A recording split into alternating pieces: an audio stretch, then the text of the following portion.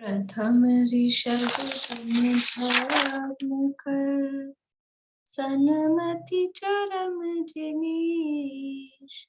विघ्न हरण मंगल करण, भवतम दुरित दिनेश।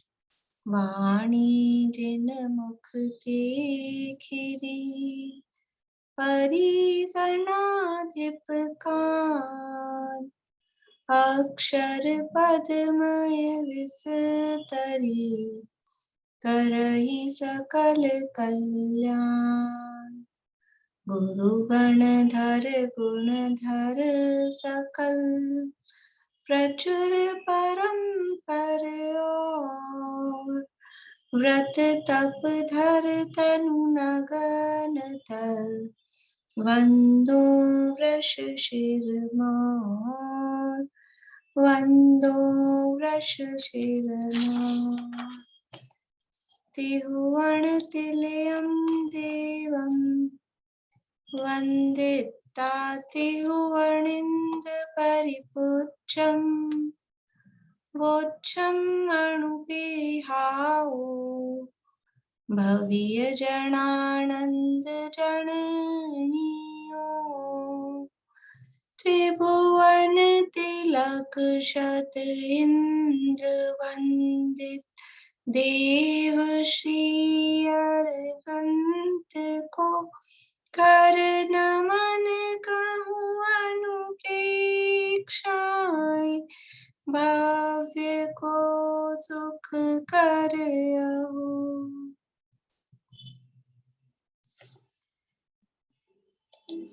गाथाओं का पाठ करेंगे 1 से लेके 12 तक। कोई सुनावे? 12 गाथाएं।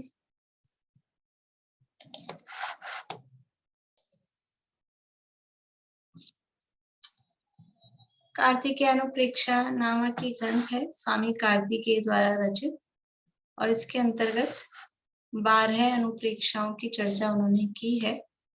12 अनुप्रेक्षाओं में जो पहली अनुप्रेक्षा है अध्रुव अनुप्रेक्षा, उस अध्रुव अनुप्रेक्षा की चर्चा यहाँ कर रहे हैं। और अध्रुव अनुप्रेक्षा में क्या विचार किया जाता है, क्या चिंतन किया जाता है। अनुप्रेक्षा का मतलब है चिंतन करना, बार बार विचार करना। किसका विचार किया जा रहा है कि जितने भी संयोग हैं, संयोग शब्द बहुत व्यापक है, मतलब संयोग शब्द में सब कुछ आ जाता है। तो जितने भी संयोग हैं वो सब अध्रुव हैं, क्षणिक हैं, नाशवान हैं, इससे रहने वाले नहीं है। तो कितने संयोग है, ऐसे कहने में इतना भाव भाषण नहीं होता।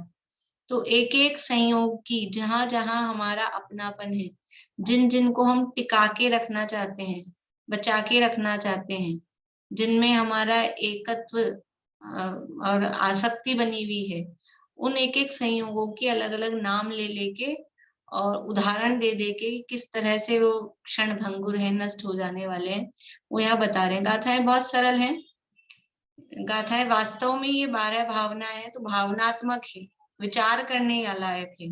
और ये याद करते हैं ना, याद करेंगे आप लोग, जो नहीं कर रहे, जो कर रहे हैं उनको फील हो रहा होगा। जब याद करते हैं तो बार बार में बोलते हैं, तो फिर कुछ कुछ शब्द है ना आधे अधूरे से, जो पूरी याद नहीं होती है, तो आधे अधूरे से कुछ शब्द वो रह जाते हैं माइंड में, वो चलते रहते हैं दिन भर। तो कुछ उससे विचार, आधा भी याद रहता है ना, आधा पद भी। तो कुछ विचार अपने को, जा सासयान लच्छी, जा सासयान लच्छी, इतना सा याद रह जाए कि लक्ष्मी शाश्वत नहीं है, फिर किसके शाश्वत नहीं है, चक्कहराणम पिपुण्यवंताणम, उनके भी शाश्वत नहीं है। और कैसी आई, अभी नहाते धोते समय याद आना चाहिए बार बार में, आई लालियो विदेहो नान सुहंदे विवे भक्के। भोजन करते समय, नहाते धोते समय, ये शब्द अपने को याद आने चाहिए। अब याद मतलब इससे याद भी हो जाएंगे, और वो काम करते करते वो शब्द, आचार्यों के प्राकृत के जो शब्द हैं वो कुछ सूत्र टाइप से हो जाते हैं, अपने को याद रहते हैं। कुछ अपने को विचार करने को बैठे हैं खाली, तो कुछ विचार करने को अपने पास मैटर हो जाता है। याद करेंगे तो कंठ की विद्या वही काम आएगी। और तो सब, अभी तो यहाँ ये कह रहे हैं कि लक्ष्मी साथ नहीं रहती, तो क्या साथ रहता है, ये कुछ कमाई हम कर लेंगे ना ज्ञान की, वही साथ रहेगी। तो ये गाथाएं वगैरह क्या है, फिर अपन बार बार में उसको विचार कर सकते हैं उसके आधार पे। ऐसे पद्य में यानी गद्य में क्या विचार कर पाएंगे, ज्यादा बहुत देर नहीं चल पाएगा, लेकिन कुछ ऐसे अपने को याद हो सूत्र गाथाएं, तो उसके माध्यम से अपने को एक आधार मिल जाता है कि हम विचार कर सकें। इसलिए याद करें, अवश्य याद करें, हो जाएगा धीरे धीरे। देखिए यहाँ अपनी चर्चा हो गई थी लक्ष्मी के संबंध में, और ये लक्ष्मी किन किन के साथ नहीं रहती है ये बात यहाँ बताई। और फिर आगे 12वीं गाथा में कहा था कि लक्ष्मी का क्या करना चाहिए। लक्ष्मी तो मिल गई है, धन संपत्ति तो मिल गई है, तो उसका क्या करना चाहिए ये 12वीं गाथा में यहाँ कहा था। उसका अपन ने अर्थ तो देखा था और भावार्थ वगैरह अपने को देखना है। देखिए 12 नंबर की गाथा है, पेज नंबर 8 पे।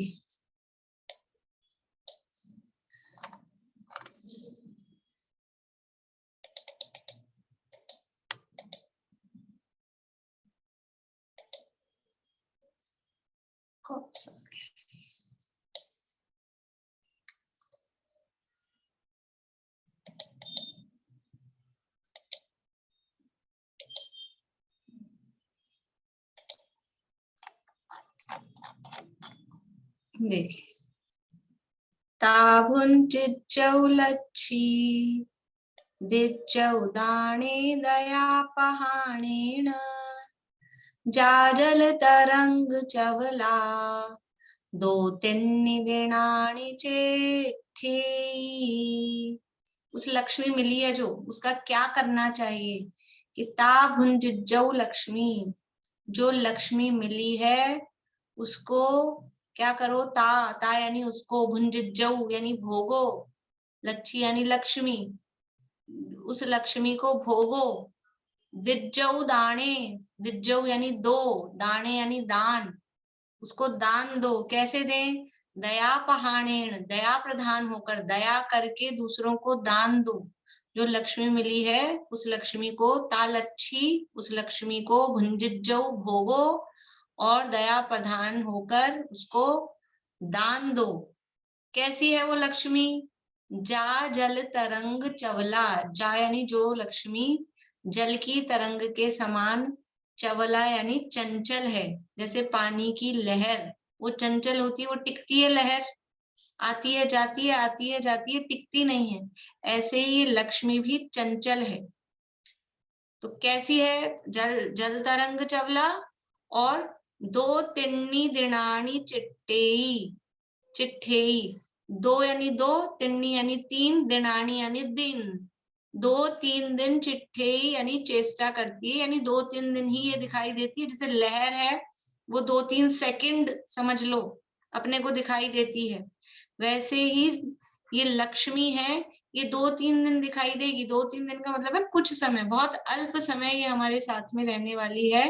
तो उस लक्ष्मी को या तो भोगो और दान दो, यानी उसको पड़ा मत रखो, उसको इकट्ठा करके मत रखो, उसमें आसक्ति मत बनाओ, उसको भोग लो मिली है तो, और दया प्रधान होकर दान दो। तो यहाँ ये बात कही थी, भोगने की प्रेरणा दे रहे हैं, विषय भोगों की प्रेरणा दे रहे हैं क्या, तो यहाँ उस उद्देश्य से नहीं कहा है। अभी आगे और गाथा आने वाली है इसी संबंध में।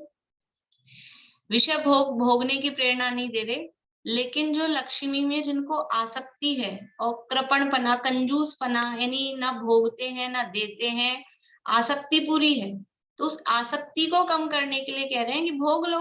भोगेगा भी कौन, देखो रुपया पैसा धन दौलत खर्च भी कौन कर पाएगा, जिसको बहुत आसक्ति होती है ना, वो ना खुद के काम के लिए खर्च कर पाता है, दूसरे को तो देने का सवाल ही नहीं, खुद भी कंजूसाई से रहेगा, खुद भी कष्ट में रहेगा और उस लक्ष्मी को बचा बचा के रखेगा। तो वो जो आसक्ति वाली नेचर है, उस आसक्ति को कम करने के लिए कह रहे हैं उसको भोगो या दान दो। देखिए यहाँ पे आपने को अन्व्यार्थ और भावार्थ से यहाँ पढ़ना है। जो लक्ष्मी पानी की लहर के समान चंचल है, 2-3 दिन तक चेष्टा करती है, अर्थात विद्यमान है, 2-3 दिन तक चेष्टा करती है, मतलब 2-3 दिन रहती है, मतलब क्या है कि ज्यादा नहीं रहने वाली है, तब तक उसको भोगो अथवा दया प्रधान होकर दान दो। भावार्थ, कोई कृपण बुद्धि, कृपण मतलब कंजूस, कोई कंजूस यानी बुद्धि यानी ऐसे माइंड वाला, ऐसी नेचर वाला जो है, कोई कृपण बुद्धि इस लक्ष्मी को इकट्ठी करके स्थिर रखना चाहता है, वो उसको उपदेश है कि यह लक्ष्मी चंचल है, रहने वाली नहीं है। कोई सोचे कि मैं तो रुपया पैसे इकट्ठा कर करके भर लूंगा 7 पीढ़ी के लिए, 9 पीढ़ी के लिए, तो वो तुम कितना ही रखना चाहो वो स्थिर रहेगी नहीं, कितना भी भर लो, वो जब उसका समय, मतलब वो तो 2-3 दिन रहने वाली है, कुछ समय रहने वाली है, वो तो चली जाएगी। इसलिए इकट्ठी करके रखना चाहो तो वो रहेगी नहीं। उसको उपदेश है कि यह लक्ष्मी चंचल है, रहने वाली नहीं है। जो थोड़े दिन विद्यमान है तो भगवान की भक्ति निमित्त तथा परोपकार निमित्त दान में खर्चो, और देखो क्या शब्द दिया है, विवेक सहित भोगो। खर्चो भी कहाँ, हर किसी को कहीं भी दे दिया यूं ही, ऐसा नहीं, भगवान की भक्ति निमित्त। सबसे पहले तो देवशास गुरु के प्रति, पंच परमेष्ठियों के प्रति जहाँ आवश्यकता है और उनकी भक्ति में वहां खर्चो, और परोपकार, दूसरों की दया पहाड़े ने लिखा है ना, तो दूसरों का उपकार जिसमें हो, जो कोई दीन दुखी गरीब दिखते हो अपने पास है, उसमें खर्चो और भोगो। लेकिन अनाप शनाप कैसे भी विषय भोग भोगने की नहीं कह रहे, इसलिए यहाँ लिखा विवेक सहित भोगो, न्याय से कमाओ, विवेक से खर्च करो। ये सूक्ति है। एक और आता है, इसमें 3 आती है, न्याय से कमाओ, विवेक से खर्च करो। याद है किसी को? पूर्णिमा आंटी? नहीं। बड़े पंडित जी साहब का वाक्य है, एक और मैं भूल रही हूँ। तो विवेक सहित भोगना चाहिए। कोई भी धन संपत्ति को भोगने की प्रेरणा दी गई है, तो उस दिन भी आपको कहा था कि ऐसा नहीं कि हम अपनी आवश्यकताओं में ही, हमको मतलब हमको मंदिर जाना है, हमको यात्रा जाना है, हमको और अपने समझ लो धर्म आराधना के काम करने उसमें भी कंजूसाई करते रहे, और वो भी नहीं, एक किताब नहीं खरीदी जाए कि कभी कोई दान दे देगा तो ले लेंगे, नहीं तो कौन खरीदे 10-20-50-100 रुपए की किताब, तो उस धन को इकट्ठा करके रखें, ऐसा नहीं, अपने आवश्यकता के लिए। या फिर ऐसा है कि खुद भी खाए पिए ही नहीं और बचा बचा के रखे, बचा बचा के रखे, और फिर शरीर में समस्याएं हो जाए, 10 तरह की बीमारियां हो जाए, कंजूसाई से करे, तो इस उसका निषेध करने के लिए, आसक्ति कम करने के लिए विवेक सहित उसको भोगो जहां अपने को आवश्यकता है। गलत काम में या कुछ भी ऐसे अभक्ष्य भक्षण और अन्याय नीति आदि में खर्च करने की बात नहीं कह रही, लेकिन अगर लक्ष्मी मिली है तो उसको बचा के रखोगे कब तक? बाद के लिए रखेंगे, बाद के लिए रखेंगे, बाद कब आएगा? 70-80-90 साल के भी हो जाए फिर भी अपने हाथ से दिया नहीं जाए, और फिर रखेंगे, हम रखेंगे रखेंगे किसके लिए? अभी आगे ये गाथाएं आने वाली हैं सारी, मतलब बहुत ही, तो बहुत सरल है अर्थ उनके, और ये सारी गाथाओं में लिखी है बात इन्होंने। क्यों उस लक्ष्मी को इकट्ठा करके रखना चाहते हो? अपनी सुविधा के लिए विवेक सहित उसको भोगो, और पंच परमेष्ठी की भक्ति आदि देवशास गुरु के प्रति वहां खर्च करो, धार्मिक आयोजन करो। देखो एक आयोजन अपन करते हैं, मान लो खर्चा तो होता ही है, बिना खर्चे के तो कोई काम होता नहीं है। तो एक आयोजन किया किसी ने, मंदिर में विधान का आयोजन किया, लेकिन उसके निमित्त से कितने जने जुड़े, आपने लोगों को बुलाया कि आज विधान है आप आना, तो अब आपके कारण से, आपके प्रभाव से आए लोग। अभी समझ लो अकेले विधान में नहीं आते तो खाना भी, खाना होता है तो सब आ जाते हैं, एक एक वो भी रहता है कि भोजन पे बुलाया है, दूसरा ये है कि निवृत्ति भी रहती है, वरना विधान में 11-12 बजे तक बैठ जाओ, फिर घर जाके खाना बनाओ, तो वो कौन करेगा काम?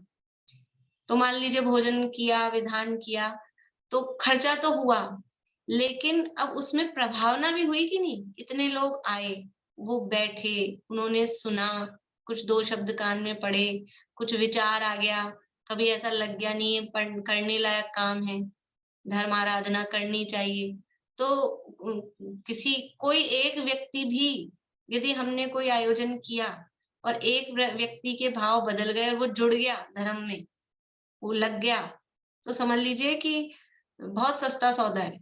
अगर 10-15 हजार 20,000 रुपए खर्च हुए मान लीजिए कार्यक्रम में, ज्यादा भी हो सकते हैं, मैं तो कम से कम बता रही हूँ, ज्यादा में कितने भी हो सकते हैं, लेकिन अगर एक व्यक्ति भी उससे धर्म में लगता है तो कितनी अच्छी बात है। अगर हमारे पास में है तो ऐसा आयोजन, ये इस तरह के, ये तो उदाहरण में दिया है मैंने, मतलब ये कोई ऐसा नहीं कह रही मैं आप लोगों के विधान कराओगे खाना और कुछ वो नहीं, लेकिन मतलब कहीं भी हमने समझ लीजिए कहीं कोई विद्यार्थी पढ़ते हैं या अन्य मंदिर बन रहा है, जिन प्रतिमा विराजमान की जा रही है, एक जिन प्रतिमा से, एक तीर्थंकर से जितनी प्रभावना नहीं होती, उससे कई गुणी प्रभावना एक जिन प्रतिमा से होती है। साक्षात तीर्थंकर से उतनी नहीं होती। तीर्थंकर कितने समय रहेंगे?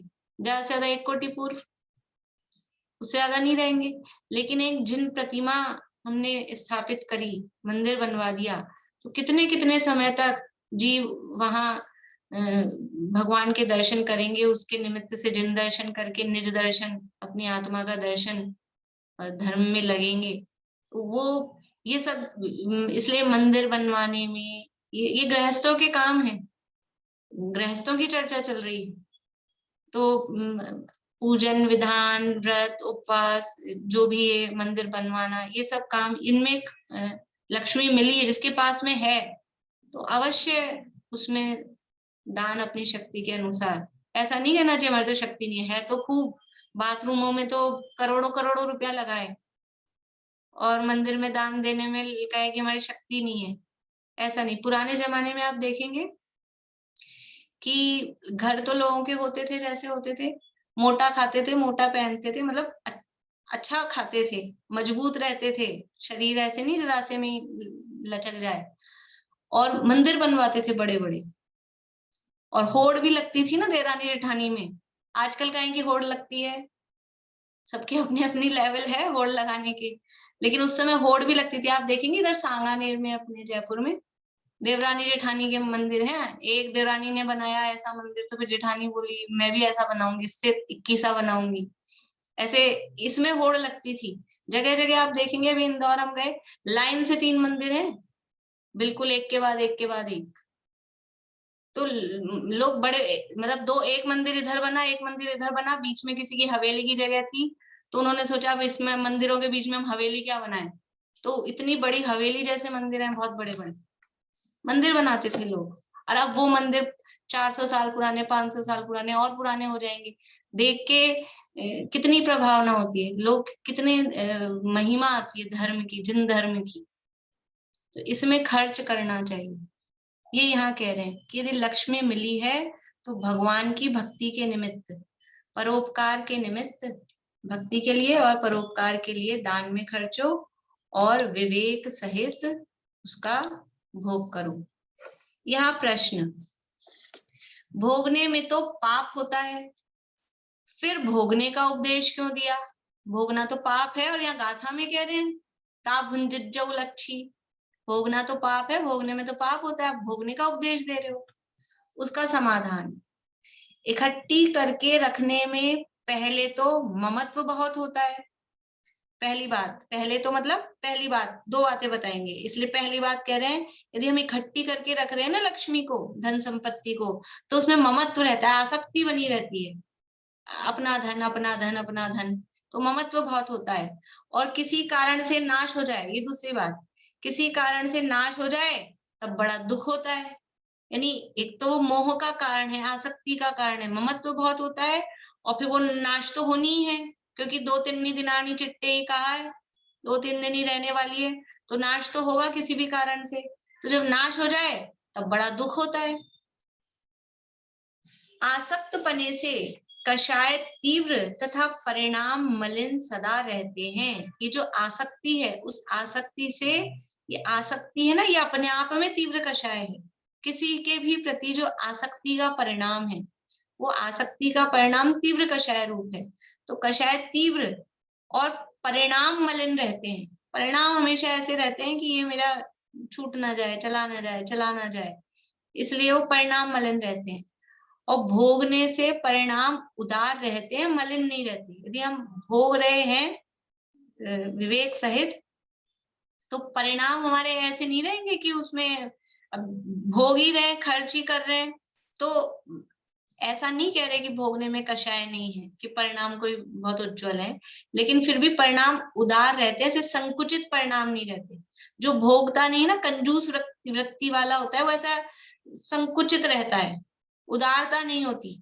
और जो खुद भोगता है तो वो उदार रहता है कि हाँ, होने दो खर्च, कोई बात नहीं, परिणाम मलिन नहीं रहते।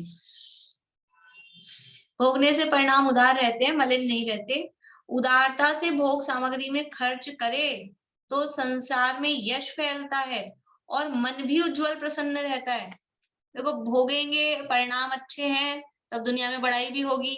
कोई बड़ा खर्चा करेगा, आयोजन करेगा, तो लोग उनका गुणगान गाएंगे, नाम मान सम्मान करेंगे, तो संसार में यश फैलता है। अब यश किसको नहीं चाहिए? देखो, परिणाम अच्छे क्यों रहेंगे? भोगोगे तो भोगने से परिणाम मलिन क्यों नहीं होंगे? कंजूस आदमी की हर आदमी निंदा करेगा। जो कंजूस रहेगा तो उसकी हर आदमी निंदा करेगा। जब दुनिया में निंदा, देखो पता तो लग ही जाता है, पीठ पीछे करो, मुंह पे करो, तो आदमी को आइडिया तो लग ही जाता है कि मेरी प्रशंसा हो रही है कि निंदा हो रही है। तो जो कंजूस व्यक्ति वाला है, उसकी दुनिया में हंसी मजाक उड़ेगी, निंदा होगी, तो उसके परिणाम मलिन ही रहेंगे कि मेरी इमेज खराब है, कि मेरी मजाक बनती है, ऐसा। और जो खर्च करेगा उदारता से, खर्च करेगा, उसकी प्रशंसा भी होती है, उसकी प्रशंसा होगी, उसके कानों तक भी आएगी, तो परिणाम भी अच्छे। मान का शायद सबको चाहिए ही, तो परिणाम मलिन नहीं रहेंगे, अच्छे परिणाम रहेंगे। ये यहाँ बता रहे कि भोगने से परिणाम उदार रहते हैं, मलिन नहीं रहते। उदारता से भोग सामग्री में खर्च करे तो संसार में यश फैलता है और मन भी उज्जवल प्रसन्न रहता है। यदि किसी अन्य कारण से नाश भी हो जाए तो दुख बहुत नहीं होता, क्योंकि आसक्ति कम है ना, वो तो खर्च करने को तैयार है। और अब नष्ट भी हो रही है तो उतनी आसक्ति नहीं है। और जो खर्च भी नहीं करना चाह रहा है और बचा के रखना चाह रहा है, उसकी आसक्ति बहुत है। आसक्ति बहुत है तो वो नष्ट होगी तो दुख भी उतना ही ज्यादा होगा। जितनी आसक्ति है किसी भी वस्तु में, उसके नष्ट होने पे उतना ही अधिक दुख होता है। यदि किसी अन्य कारण से नाश भी हो जाए तो दुख बहुत नहीं होता। इत्यादि भोगने में भी गुण होते हैं, कृपण के तो कुछ भी गुण नहीं होता। भोगने में भी किसी तरह से कुछ तो गुण है, पर जो कंजूसाई करता है, जो कंजूस है, कंजूसाई में तो कुछ भी गुण नहीं होता। केवल मन की मलिनता का ही कारण है, वो तो मन खराब करने का ही कारण है। खुद भी नहीं भोगते, मन भी मलिन रहता है, और काम भी नहीं आती है। लक्ष्मी की तो गति यही है, वो तो उसके नियम बता दिया, 2-3 दिनानी चिट्टे, 2-3 दिन ही रहेगी। अब या तो आप दान दे दो, किसी को परोपकार कर दो, खुद भोग लो, तीनों काम नहीं किए तो फिर क्या होगा? वो तो नष्ट होगी। जैसे आपको उदाहरण दिया था ना, कि बच्चे होते हैं, वो टॉफी चॉकलेट है, ना खुद खाते हैं ना किसी को देते हैं। अब उसकी तो एक्सपायरी होने वाली है ना, वो तो खराब होगी, फेंकने में जाती है डस्टबिन में, किसी के भी काम की नहीं रहती। तो ये लक्ष्मी की भी यही स्थिति है कि वो यूं ही व्यर्थ नष्ट हो जाती है ना। जैसे अभी वो नोटबंदी हुई थी ना थोड़े टाइम पहले, और नोट पड़े थे 500-500 के, खूब 1000 के। तो अब क्या किया कि रख रखे रख रखे, अब वो बंद हो गए एकदम से, और फिर भी छुपे हुए पड़े रहे, बदलाए भी नहीं। तो क्या हुआ? ना तो खुद के काम ले पाए, ना किसी को दान दे पाए, और क्या हो गई? वो सब नष्ट हो गए, बेकार हो गए। ऐसे ये किसी कारण दिया ना, इस तरह के कोई भी कारण होते हैं। रख रखे हमने बैंक के लॉकर में, घर के लॉकर में, तिजोरियों में, खूब नोट भर भर के रख रखे हैं, सोने चांदी रख रखे हैं, पहन पहन सकते नहीं है, खुद पहनते नहीं है, और पहनने में डर, अकेले तो निकल ही नहीं सकते सोने की चैन वैन पहन के, कोई भी तोड़ ताड़ के ले जाता है। तो पहनते भी नहीं है, लॉकर में रखी है। फिर क्या होता है कि या तो कभी कोई चोर उचक्का आके लूट ले जाए, या अचानक भूकंप आ जाए, कुछ भी इस तरह के कारण होते हैं, वो सब पड़ी रही, बर्बाद हो गई, न खुद ने भोगी न कुछ काम आई।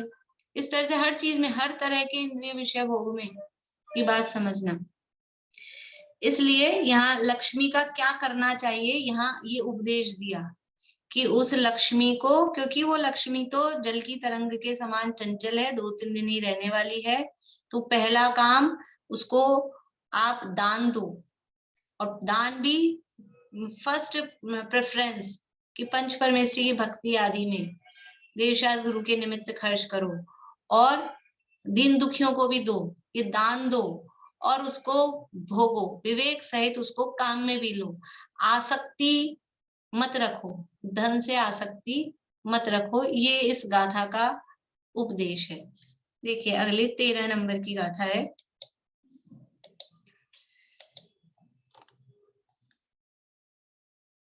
जो पुण्य लक्ष्यम संचदी नय भुंजदिने यदि सो अप्पाणं वंचदी मणुयत्तं निफलं तस्य। संचय करे जो लक्ष्मी नहीं भोगता ना दान दे, निज आत्म को ठगता सदा नर जन्म उसका व्यर्थ है। क्या कह रहे हैं? जो पुण्य लक्ष्म संचदी, पुण्य यानी और, जो यानी जो लक्ष्म लक्ष्मी को संचदी यानी इकट्ठा करता है, नय भुंजदी ना तो भोगता है, नेय नहीं, देदी यानी देता है, पत्तेसु यानी पात्रों को, पात्र मतलब जो उसको लेने योग्य है, दान लेने योग्य जो होते हैं उनको पात्र बोलते हैं। ना तो भोगता है ना पात्रों को देता है। देखो यार ये भी शब्द दिया है, पात्र को देना, तो किसी को भी ऐसे ही नहीं, पात्र यानी जो योग्य है उसको देना। तो ना तो भोगता है ना पात्रों को देता है। सो अप्पाणम वंचदी, वह अप्पाणम यानी अपने आप को, वंचदी, वंचदी का मतलब है ठगता है, वो अपने आप को ठग रहा है, वो सोच रहा है मैं दूसरों को ठग ठग के इकट्ठा कर रहा हूँ, इकट्ठा कर रहा हूँ। दूसरे से कोई किसी से मायाचारी नहीं कर सकता है, जो मायाचारी कर रहा है वो अपने आप से ही मायाचारी होती है। हम मायाचारी करके समझ रहे हैं दूसरे को ठग रहे हैं, दूसरे को नहीं ठगते हैं, अपने आप को ही ठग रहे हैं। कैसे ठग रहे हैं? कि हम ये समझ के कि हम दूसरे को ठग रहे हैं, वास्तव में दूसरा ठगा जाता ही नहीं है, खुद ही ठगा जा रहा है, खुद ही कषायों से कर्म बांधता है। तो सो अपाणम वंचदी, वो अपने आप को ठगता है। मणुयत्तम, मनुष्य जो उसका जन्म है, मनुष्यपना, मनुष्यत्तम मनुष्यपना, मनुष्यत्व, निफलम निष्फल, तस् यानी उसका, उसका मनुष्यत्व निष्फल है, उसका मनुष्यपना व्यर्थ है, बेकार है। जो पुण्य लक्ष्मी संचदी, और जो लक्ष्मी को इकट्ठा करता है, न भुंजदी न तो भोगता है, ने यह नहीं, देदी देता है, पत्तेसु पात्रों को, सो अप्पाणम वंचदी, वह अपने आप को, अपनी आत्मा को, वंचदी यानी ठगता है। मणुयत्तम मनुष्यपना, मनुष्यत्व, निफलम निष्फल, तस्य यानी उसका, उसका मनुष्य जना निष्फल है। देखिए पद्यानुवाद भी बहुत अच्छा है, बिल्कुल ऐसा का ऐसा भाव उसमें दिया है। संचय करे जो लक्ष्मी नहीं भोगता ना दान दे, निज आत्म को ठगता सदा नर जन्म उसका व्यर्थ है। और जो लक्ष्मी को इकट्ठी करता है, न तो भोगता है और न पात्रों के निमित्त दान करता है, वह अपनी आत्मा को ठगता है, उसका मनुष्यपना निष्फल है। यानी मनुष्यपना क्यों निष्फल बोल रहे हैं? हम लक्ष्मी को भोग नहीं दे, दान नहीं दे रहे, तो ये काम कौन से भाव में होता है? देखो, नार की दान दे सकते हैं? नार की दान देते हैं क्या? नार की कोई धन संपत्ति को भोगते हैं क्या? कि दुख भोगने के अलावा और कुछ भोगना है ही नहीं वहां पे। तिर्यंच दान देते हैं क्या? सामान्य जनरल बात करते हैं, कोई विशेष बात छोड़ देना। कोई तिरंचों के पास कुछ है, कहाँ देंगे क्या? तिरंचों के पास क्या है? कुछ पशु, कुछ पक्षी वक्षी होते हैं जो अपना घोंसला वोंसला बना ले, बढ़ना तो तिरंचों के पास में कोई रखने का, कोई इकट्ठी करने का कुछ ऐसा है ही नहीं। दान क्या से, कहाँ से देंगे? ना दान देते, ना कोई खास ऐसा भोगने का उनके पास है। देवों का पर, देवों के पास में देव दान देते हैं कि देवों के पास है तो खूब, लेकिन ये दान की आपने सुना है कभी किसी देव ने दान दिया? ऐसी कोई कहानी सुनी? ये दान की जो समझ लो परंपरा है, या जो वो है कार्य, ये मनुष्य जन्म में सफल संपन्न हो सकता है, मनुष्यों के ही हो सकता है। तो मनुष्य हो, मानव हुए हैं, तो कुछ काम ऐसे होते हैं, आवश्यक कर्म है। दान, देव पूजा, गुरु उपासना, स्वाध्याय, संयम, तप और दान, ये मनुष्यों का आवश्यक कर्तव्य है। तो अगर लक्ष्मी मिली और लक्ष्मी मिलकर भी दान ही नहीं दिया, पात्रों के लिए जो योग्य थे उनको दान ही नहीं दिया, तो फिर तुमने मनुष्य होके किया क्या? फिर तो तिरंची अच्छे वाले थे, ठीक है, जो मिलता है उसको भोग भाग लेते हैं और छुट्टी। और इतना अभी इसमें ही आए, इसमें नहीं है शायद, वो पद्म नंदी पंचविंशतिका में है। कौवा भी होता है ना, आप लोगों ने सुनी होगी कहावत तो। कौवा होता है, कौवे को कहीं से खुरचन मिल जाए तो क्या करता है? अकेला चुपचाप छुप छुपा के खा लेता है, कि वो काव काव करके सारे अपने उसको बुलाता है कुटुंब को, और फिर सब मिल बांट के खुरचन को मिल बांट के खाते हैं। तो हमको यहाँ मनुष्य जन्म में धन संपत्ति मिल गई और अकेले ही भोगना चाहते हैं। अकेले भोगना चाहिए, देखो अकेले भी भोगना चाहिए, ऐसी भी गाथा लिखी है, लेकिन अकेले क्या भोगना चाहिए? कि जो रत्नत्रय धन है, रत्नत्रय धन मिल जाए ना, तो वो अकेले ही भोगना चाहिए। ऐसा कहो कि उसको अकेले ही भोग सकते हैं, अपने रत्नत्रय को हम अकेले ही भोग सकते हैं, उसको चुपचाप गुप्त रह के भोगना चाहिए। बाकी ये जो धन संपत्ति मिली है, इसको तो सबके साथ मिल बांट के खुद भी भोगे, दूसरों को भी दें, ऐसा है। जो रत्नत्रय धन संपदा है, ये जो अंदर में आत्मा का अनुभव है, वो अकेले गुप्त रह के भोगा जाता है। बाकी तो बाहर की लक्ष्मी है, ये तो सब बांटने से ही बढ़ती है, ऐसा भी कहते हैं ना, बांटो तो वो सुख बढ़ता है। ये तो सब दुनिया की इस तरह के वो हैं, कबीर रहीम वगैरह के दोहे। तो जिस पुरुष ने लक्ष्मी को पाकर संचय ही किया, दान तथा भोग में खर्च नहीं की, उसने मनुष्य भाव पाकर के क्या किया? निष्फल ही खोया, केवल अपनी आत्मा को ठगा। देखो कोई ऐसा सोचे कि हम दान दे देंगे, तो हम दान दे देंगे तो हमारी तो खत्म हो जाएगी, ऐसा नहीं होता है। कुएं में से, कुएं का पता है आप लोगों को नेचर? कुएं में से पानी निकालते रहो तो पानी आता रहता है उसमें, और पानी निकालना बंद कर दो फिर क्या होता है? कुआं भी सूख जाता है। हम सोचते हैं हम दे देंगे तो हमारी तो खत्म हो जाएगी, हम तो खाली हो जाएंगे। खाली नहीं होता है। पैसा, धन संपत्ति पुण्य से आती है, और अगर हम निस्वार्थ भाव से, किसी मायाचारी के परिणाम से नहीं, यदि हम दान दे रहे हैं, निस्वार्थ भाव से पात्रों को दे रहे हैं, करुणा से दे रहे हैं, तो उससे क्या होगा? आपको पाप बंधेगा दान देने में, निस्वार्थ भाव से दान देने में पुण्य बंधेगा। तो और पुण्य बंधेगा, तो वो पुण्य बंध रहा है तो उससे फिर क्या होएगा? पुण्य से तो संपदा, ये धन संपत्ति आती है।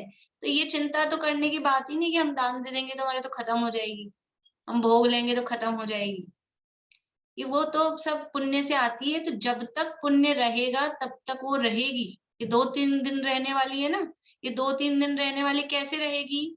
कि जब तक उतना उदय है, और जैसे ही उदय खत्म हुआ, कितनी इकट्ठी करके रखो, सब चली जाती है। खूब उदाहरण है, सबको मालूम है।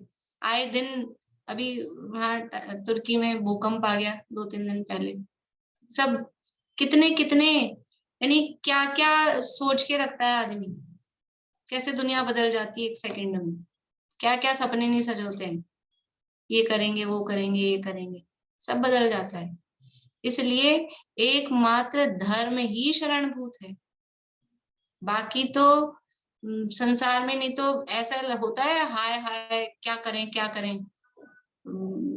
कैसे संभालते होंगे लोग, मुझे तो ये समझ में नहीं आता कि यानी धर्म पढ़ने सुनने के बावजूद भी अपने को मतलब ऐसी परिस्थिति हो जाए कोई, तो अपने को समझ लो एकदम से संभलना मुश्किल होता है।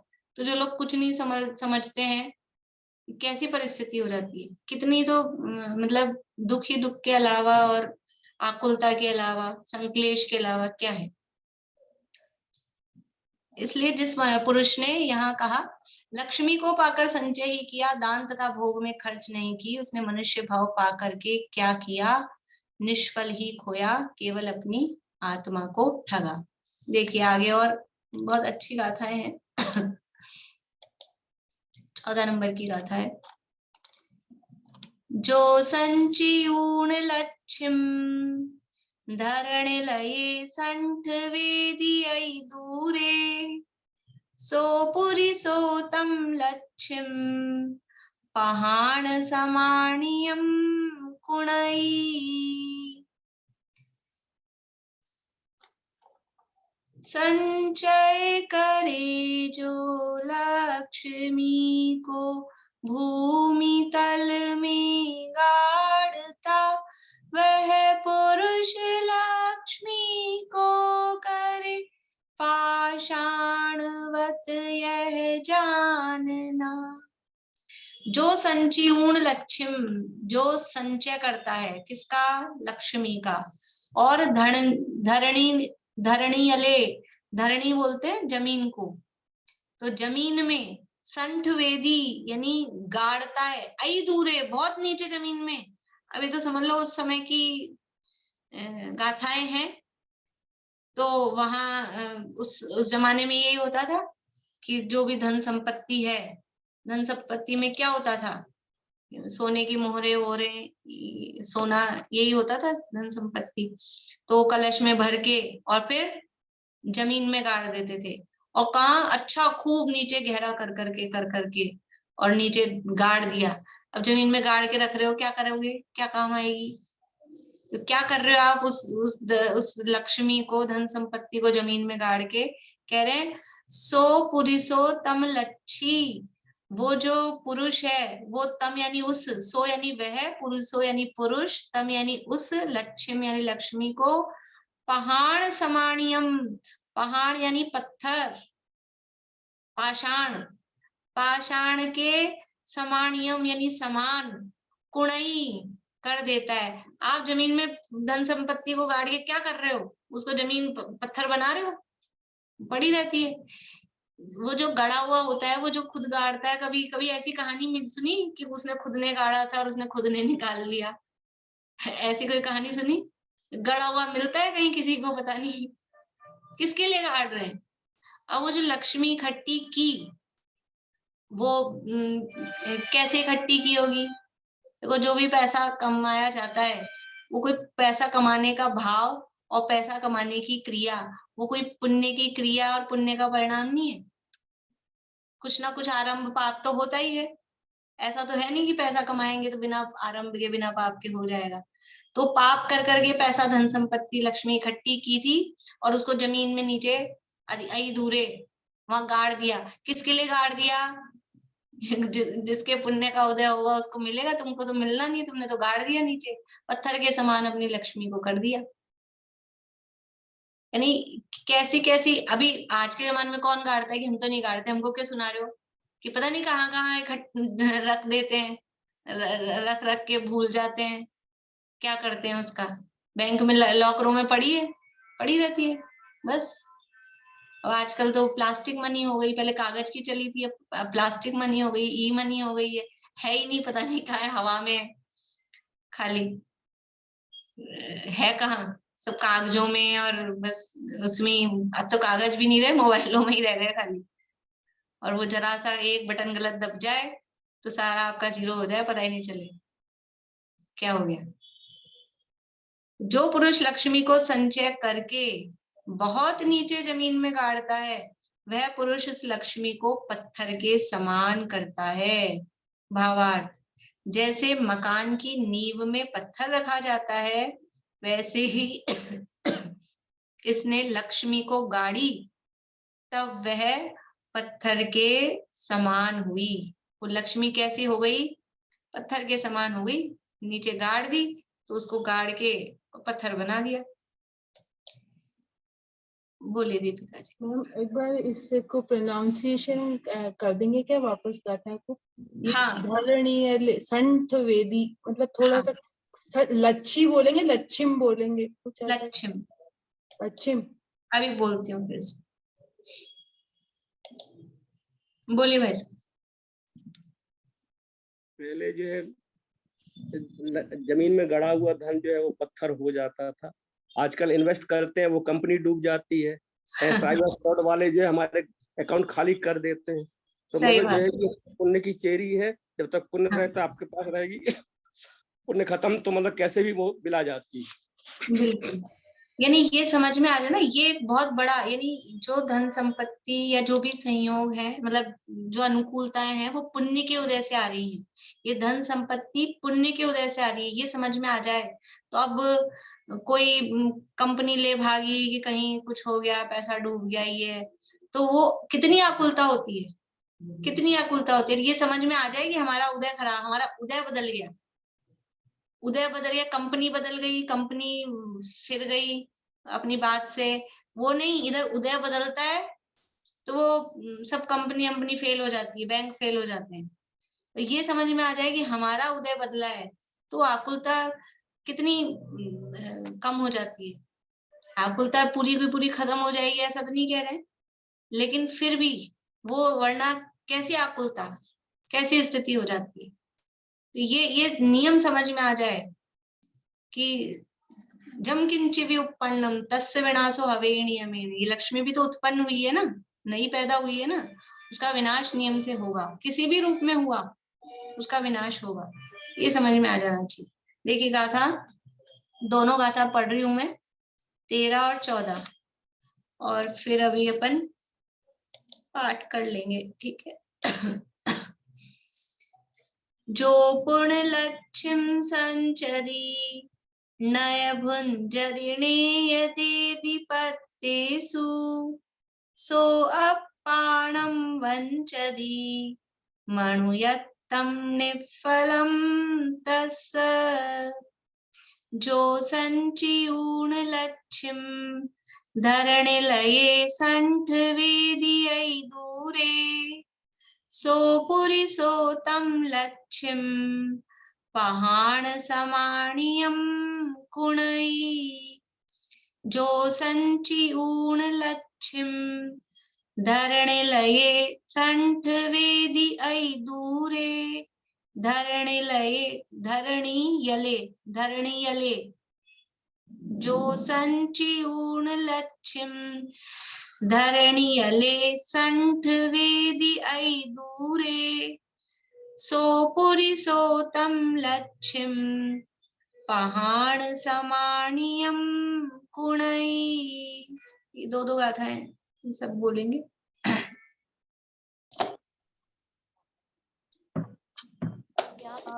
जग मंदिर में अनिवार अज्ञान अंधेर छयो अति भारी। श्री जिनकी धुनि दीप शिखासम जो नहीं होत प्रकाश निहारी। तो किस भांति पदारथ पाति कहाँ लहते रहते अविचारी। या विधि संत कहें धनी है जिन बैन बड़े उपकारी। धनी है जिन बैन बड़े उपकारी।